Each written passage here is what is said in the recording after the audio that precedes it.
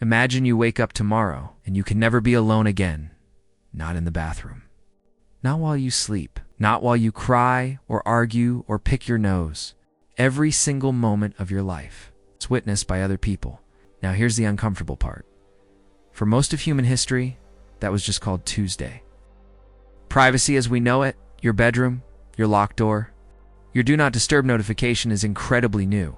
We're talking centuries old, not thousands. But here's the question that no one really asks. If ancient humans had zero privacy, how did they function? Did they even want it?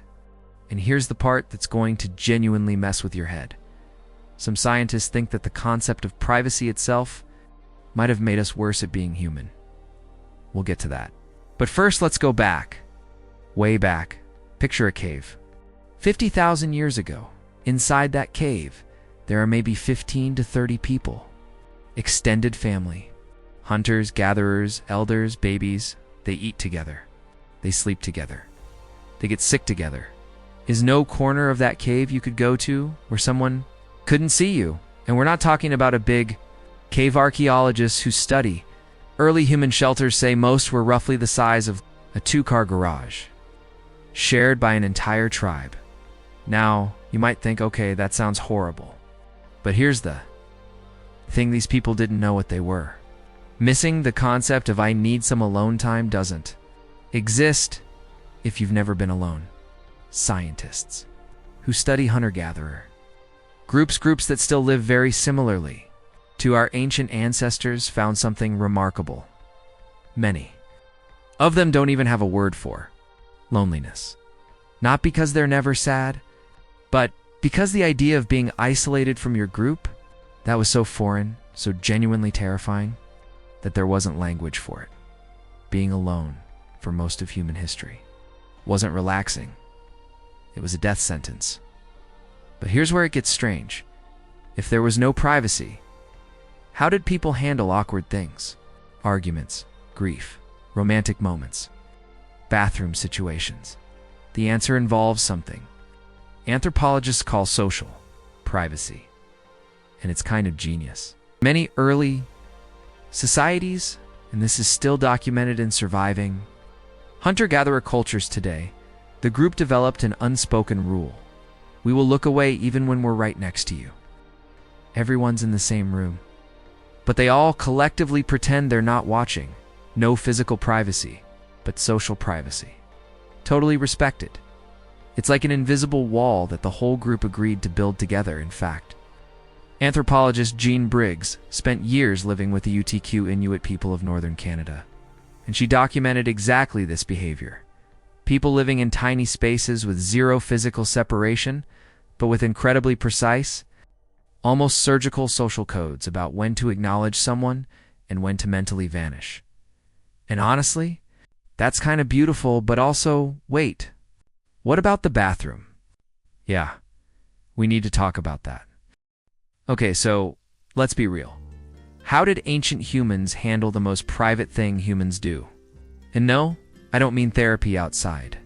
In nature, together, sort of. Archaeological records and studies of surviving. Nomadic groups show that in most ancient communities, bodily functions were just done communally in the open. Some groups even turned it into a social activity. No, seriously. In multiple ancient cultures, doing your business was done in groups, because going off alone meant potential predators, and there was safety in numbers. The Romans, not ancient hunter-gatherers, but still had public multi-seat toilets, where people just sat side by side, made small talk, maybe discussed the chariot races. It's possible the concept of bathroom privacy is one of the youngest forms of privacy invented. So if you've ever complained about thin walls in an apartment, just remember, at some point, your ancestors would have considered that wall itself an absurd luxury. But here's the part that surprised me most. When I was researching this, it wasn't the lack of physical privacy that changed history. It was the moment humans invented privacy and what that did to our brains.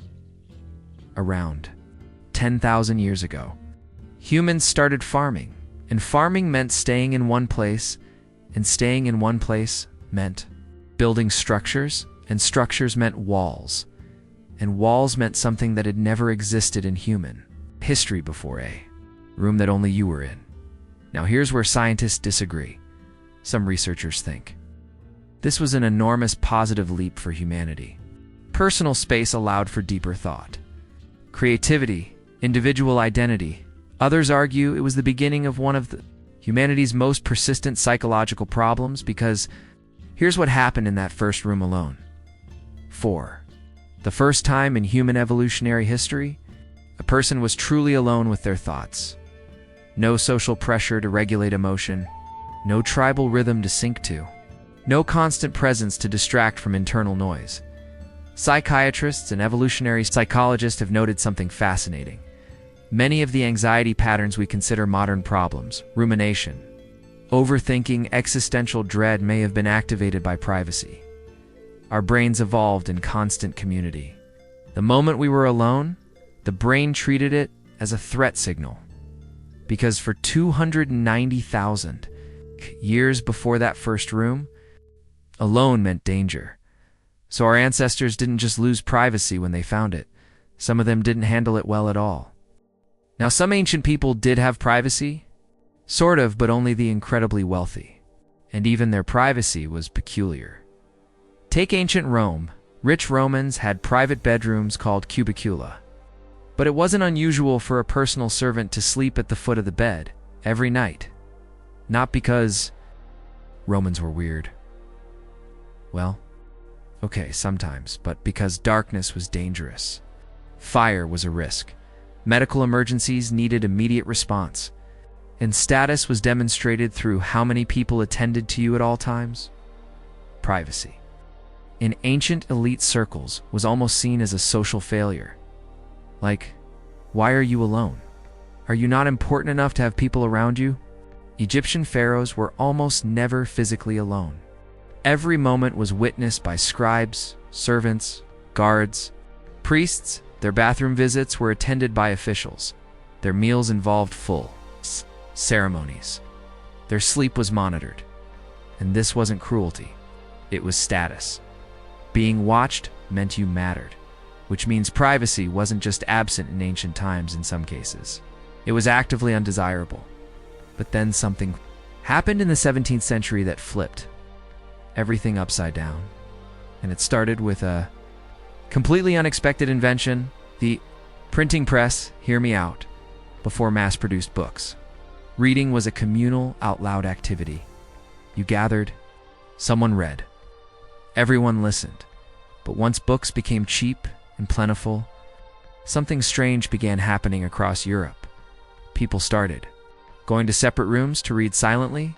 Historians, like Alberto Mangel, have traced this shift in detail, and it wasn't just reading, act of having a private mental experience. Something happening in your head that no one else could access became normalized for the first time at scale. People had inner lives that were truly hidden from the community, and within 2 centuries, the idea of having a private self, a version of you that only you knew, became not just normal, it became a right. Your medieval great-great-great-great-great-grandfather, private, self-mildly terrifying, and possibly suspicious. Like, what are you hiding? To pre-modern communities, having secrets from your group wasn't seen as healthy individuality. It was considered strange, even dangerous. The word privacy itself, in its modern sense, only entered common usage in English around the 1600s. Before that, it carried notes of deprivation. To be private was to be deprived of community, not protected from it. So, did ancient humans have privacy? Here's the full answer. Physically, almost never.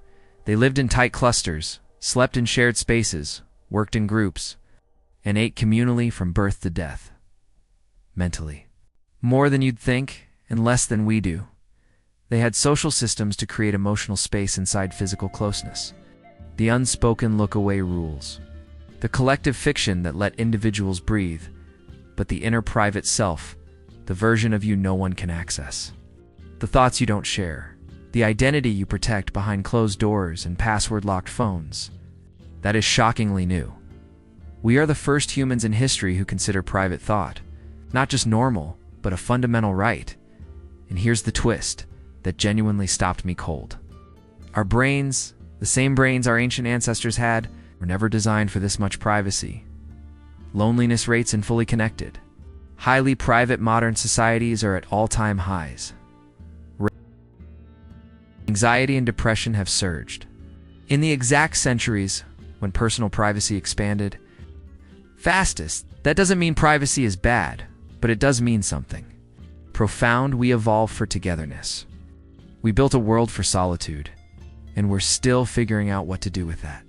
Contradiction, the ancient human who lived in a pile of 30 relatives and never had a moment to themselves might have actually been less lonely than an average person sitting alone in a studio apartment right now. Surrounded by the most connected technology in human history, we spent 300,000 years building civilization around being together. And then, in the last few hundred, we decided what we really wanted was to be alone. Maybe privacy isn't the finish line of human progress. Maybe it's just the latest experiment, and we're still running it. If this made you think about something you've never thought about before, that's the entire point. There's a whole universe of questions like this one. Questions that sound simple. Answers that change how you see everything. Hit subscribe if you want to keep asking them. The next one might actually break your brain a little more than this one did.